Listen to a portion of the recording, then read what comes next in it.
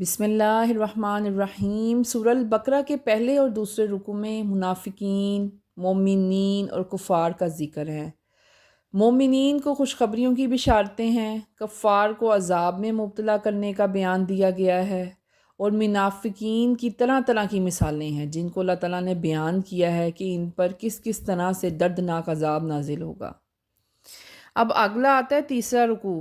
اس میں اہل مکہ اور اہل مدینہ دونوں کو مخاطب کر کے بیان دیے گئے ہیں۔ اللہ تعالیٰ نے دونوں کو مخاطب کر کے ان سے خطاب کیا ہے کہ مومنین اور کفار سب کے لیے عام ہے کہ انسانی شرافت تمہارے لیے اسی میں ہے کہ تم تقوی حاصل کرو، مصروف عبادت رہو، اور اللہ عز و جل کے حکم کو عاجزی اور ادب کے ساتھ مانو۔ انسان جب عبادت کرے تو اس رب کائنات کی کرے، بس انسان سب سے پہلے اپنے رب کو تلاش کرے۔ کس چیز میں تلاش کرنے کا کہا گیا ہے؟ اس کی کھلی نشانیوں میں، اس کی نازل کردہ آیات میں، اس کی طرح طرح سے عبادات میں اس کو پہچانے، پھر اسی معرفت سے تقوی حاصل کرے۔ اب آگے نعمت ایجاد کا بیان فرمایا ہے کہ زمین پر ہم نے رہنے کے لیے، چلنے پھرنے کے لیے بلکھاتی، لہلہاتی، اوپر اٹھتی پہاڑوں جیسی، سلاخوں جیسی سرسبز زرخیز اور نرم زمین بنائی۔ اس کے بعد خیمے کی چھت کی طرح، جیسے خیمے کی چھت ہوتی ہیں، اس طرح ہم نے پہاڑ کھڑے کیے۔ آسمان بنایا، آسمان بنایا تمہارے لیے، کھلا آسمان بنایا۔ اب کھانے پینے کا بھی بندوبست کیا۔ بارشیں آتی ہیں، بارشیں برستی ہیں جس سے رنگ برنگے پھول، طرح طرح کے پھل پیدا ہوتے ہیں۔ اب انسان کو ہر حال میں اپنے رب عز و جل کا شکر گزار ہونا چاہیے، وہ محتاج ہے اپنے رب کا۔ اب اگلی آیات میں قرآن عظیم جیسی صورت بنانے کا چیلنج ہے، یعنی کہ اہل مکہ کو، اہل کفار کو انہوں نے چیلنج دیا تھا کہ بھئی اب دنیا کی ہر چیز تم بنا سکتے ہیں نا، تم کہتے ہو، تو چلو اب ہمیں قرآن جیسی ایک صورت بنا کے دکھاؤ۔ چیلنج دیا ان کو، کیونکہ بندہ جو ہوتا ہے نا وہ ہر کلام کا مقابلہ بآسانی کر سکتا ہے۔ اگر دنیا میں نا ایک فرد علم رکھتا ہے نا زیادہ، تو دوسرا اس کے مقابلے میں اس سے زیادہ، اور تیسرا اس کے مقابلے میں اس سے زیادہ علم رکھتا ہے۔ تو اس طرح اگر انہوں نے یہ دعویٰ کیا تھا کہ ہم قرآن کو نہیں مانتے نا، تو پھر اللہ تعالیٰ نے ان پہ یہ آیت نازل کی کہ چلو تم نہیں مانتے نا قرآن کی نازل کردہ آیات کو، قرآن مجید کو، تو چلو اس کے مقابلے میں کوئی نہ کوئی بنا کے دکھاؤ، کوئی صورت بنا کے دکھاؤ۔ جیسے قرآن پاک نے سب کا ڈنکا بجایا نا، تم بھی ایسے کر کے دکھاؤ جیسے تم سب دبے کے دبے رہ گئے ہو، اور سارے اہل ایمان، اہل زبان گونگے ہو گئے اس وقت۔ پھر اللہ تعالیٰ نے اعلان کیا کہ چلو مجھے چھوڑ کے نا، اگر تم سچے ہو تو ساری جماعتوں کو اکٹھا کر لو، تب بھی بنا کے دکھا دو، ایک کتاب ہی بنا کے دکھا دو ایسی۔ تم ایسی کتاب لا ہی نہیں سکتے، ہمیں معلوم تھا۔ اللہ تعالیٰ نے کہا ہمیں معلوم تھا کہ تم ایسی کتاب لا ہی نہیں سکتے، تو پھر تم ڈرو۔ کس سے ڈرو؟ اس آگ سے ڈرنا جو دوزخ میں بنائی جا چکی ہے تمہارے لیے۔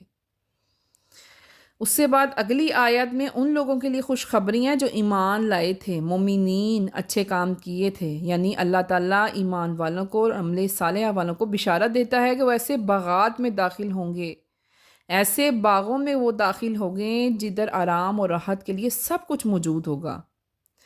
ادھر خوش ذائقہ اور ٹھنڈے پانی کے چشمے بہتے ہوں گے، ادھر ان کے لیے حوریں بھی ہوں گی، اور وہ لوگ وہاں پر ہمیشہ رہیں گے۔ اب آگے اللہ تعالیٰ نے منافقوں کے لیے پھر ایک مثال دی ہے۔ مومنین کا تذکرہ ہو گیا، اگلی آیت میں اللہ تعالیٰ نے منافقوں کے لیے ایک اور مثال دی ہے۔ کس چیز کی؟ مچھر کی، کہ مچھر ایک ادنی سی مخلوق ہے۔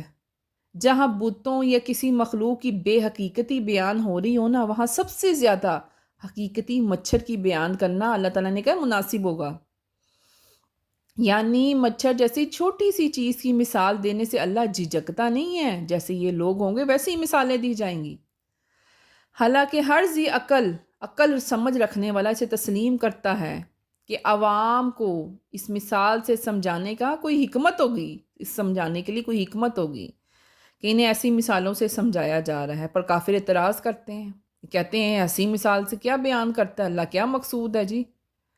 پھر جواب میں اللہ تعالیٰ مومنین اور کفار کو الگ کر دیتا ہے کہ اس کے جواب میں اللہ تعالیٰ نے مومنین اور کافروں کو الگ کر دیا ہے کہ تم الگ الگ ہو جاؤ۔ اللہ انہیں ایسی مثالوں سے گمراہ کرتا ہے کیونکہ پہلے ہی ان کی عقل پہ جہالت کا غلبہ ہوتا ہے، وہ قبول حق اور حکمت کو جانتے ہی نہیں ہیں۔ اور جو لوگ قبول حق اور حکمت کو جانتے ہیں وہ سمجھتے ہیں کہ یہ چھوٹی چیز کی مثال دینی یا کسی بڑی چیز کی مثال دینی کوئی حکمت ہے، اس میں کوئی راز پوشیدہ ہے۔ یعنی مثال کے طور پر حق کی مثال نور سے دی جاتی ہے اور باطل کی مثال ظلمت سے یعنی چھوٹی سی چھوٹی چیز سے دی جاتی ہے۔ اللہ عز و جل نے انبیاء کرام کے ذریعے ہدایات کے پیغام بھیجے آگے ان کو، پھر انسانوں کو اختیار دیا کہ جو راہ چاہے اختیار کرو، پر ایسے انسان جو نفسوں کی بڑی بڑی خواہشوں کے پیچھے لگ جاتے ہیں نا تو اللہ انہیں اور گمراہ کر دیتا ہے، اور گمراہ کر دیتا ہے، اور بھاگو اور بھاگو اور بھاگو۔ اب آگے ذکر ہوتا ہے فاسق نافرمانوں کا۔ فاسق نافرمان کیا کرتے ہیں؟ وہ اللہ عز و جل کے ساتھ اقرار کرتے ہیں، وعدے کرتے ہیں اور پھر توڑ دیتے ہیں، یہ وعدے توڑ دیتے ہیں، عہد توڑ دیتے ہیں۔ یہ فاسق فساد پھیلانے والے ہیں، فساد۔ انہیں اللہ تعالیٰ نے جن رشتوں کو جوڑنے کا حکم دیا تھا نا اللہ تعالیٰ نے کہ یہ رشتے جوڑو، یہ ٹوٹنے والے نہیں ہیں، بڑے قریبی رشتے ہیں، انہیں توڑ دیتے ہیں۔ صلح رحمی کرو، صلح رحمی جس کے تعلق سے رشتے و قرابت کے ساتھ رہتے ہیں، محبت کے ساتھ رشتے رہتے ہیں، انہیں بھی توڑ دیتے ہیں۔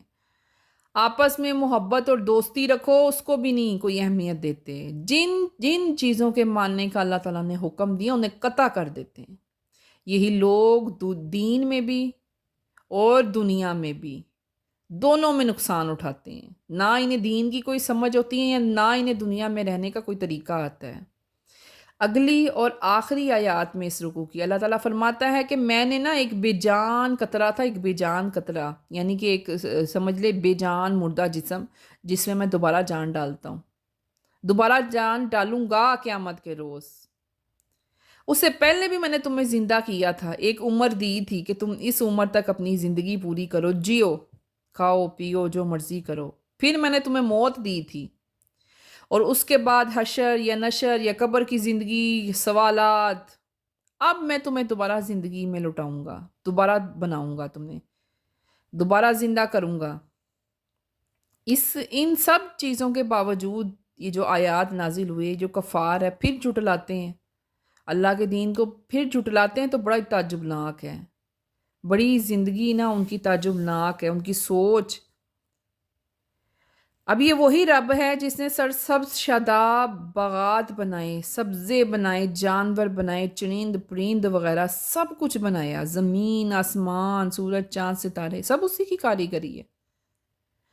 اس کے بعد زمین میں نفع حاصل کرنے کے لیے اشیاء بنائی تاکہ ہماری ضروریات پوری ہو، اور پھر ایک کے بعد ایک حصے کو جوڑ کر نا 7 آسمان بنائے، 7 بلند اور بالا آسمان۔